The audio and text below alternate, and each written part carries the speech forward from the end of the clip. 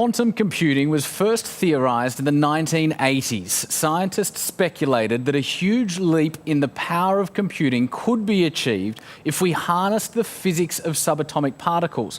For a long time, it seemed like science fiction, but in the last year or two, quantum computing has been getting a great deal of serious attention across the banking industry. Here to tell us why, we're joined by Dr. Phan, research scientist at IBM, and Dr. Leda Glyptis, Chief of Staff at 11FS. Anna and Leda, thank you so much for joining us. Thank you for having us. Anna, we might start with you. Talk to us about why quantum computing is getting so much attention in the banking industry right now. So quantum computing is actually getting a lot of attention from all types of industries at the moment, because we've had a huge improvement in the technology over the past couple of years. So we're at a very interesting stage with the hardware at the moment, where we're really at the limits of what we can do with our classical computers today compared to our quantum computers. So in the next few years, we think that we'll actually be able to find a use case where a quantum computer, we're able to solve it faster than a classical computer. Does this mean that quantum computers will ultimately replace ordinary computers? No, so we see them working in tandem with classical computers, similarly to how cars work in tandem with planes. You use a classical computer for, let's say, emails or slides, and you'll use a quantum computer for specialized applications. And I know we're all fascinated by this. What capabilities do quantum computers have that traditional computers don't? So that's actually something that research scientists and industry experts are working on today. Right. So we know that in the future, when we have very, very large quantum computers, they'll be able to solve some very specific problems. But now that we have the hardware and we can play with it, we're seeing other applications emerge. Things like improving Monte Carlo simulations, things like trying to see if we can do quantum machine learning, things like if we're trying to improve optimization. Right. And are there any other applications that you see quantum computing making, either to the banking world or the world at large?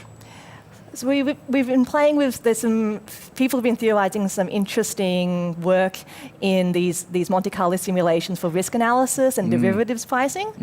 They've been able to show a bit of a speed up maybe compared to classical computers, but currently we only have very small quantum computers and we have very, very large classical computers. So it's a bit of an unfair analogy, like unfair comparison. Right, right.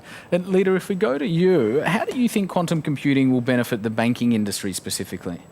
There are two areas where bankers are beginning to sort of wake up to quantum computing. One is the speed question, and from a banker's perspective, there's a little bit of a, I don't need to worry about that too much yet because it's not ready, and also technology is faster than most of banking processing anyway, so I can let that develop. But the second area that is both extremely exciting and a little scary from a banking perspective is what Anna touched on. What else could it do in terms of stimulation, risk analysis, and pricing? And it's an open and unanswered question for banks, but I expect that we will have a lot of bankers flocking to Anna's session and other sessions like it to learn what it is they need to be thinking about. Yeah, it definitely wouldn't surprise me. Leda, what do banking professionals need to know about quantum computing in order to really harness its power? So there are three things that bankers need to sort of be thinking about. One is they don't fully understand how their systems work today unless they're in IT. And that's okay. So they don't need to first understand how quantum computing works in order to use it. And that sounds so basic, but actually there is a need, and we've seen it with the digital transformation work that we've been doing over the last few years. There's this need to understand how things work from people who didn't necessarily have the right background in physics or computing. So letting go of that need and focusing on the capabilities and the art of the possible is a big thing. The second is, in order to understand how this works, there needs to be an understanding that as a bank, you probably won't own the hardware. So it's about the types of partnerships you're comfortable building with people who will invest in the hardware, who will have the hardware and can help you think it through. And then the third piece is the imagination component. If this technology allows you to think about pricing differently, risk differently, then that differently piece is half about the technology and half about the business knowledge. Hiring people who can bridge that gap is the next big challenge for the industry. Let's talk about that. What sort of people do you believe we need to be bringing into the industry?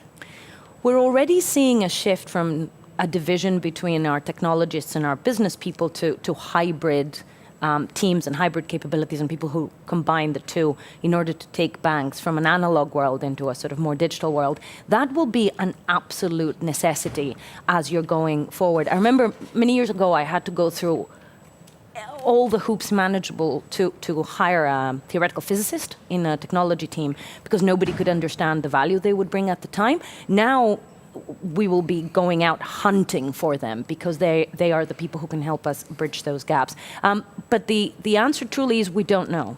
Right? As these capabilities emerge, we will start seeing the knowledge gaps and skills gaps we have in banking in the next 2 to 5 years, and we'll be hiring a very different type of person. Yes, yes. Anna, let's further explore the when. When do you think that quantum computing will be widely used across the banking industry?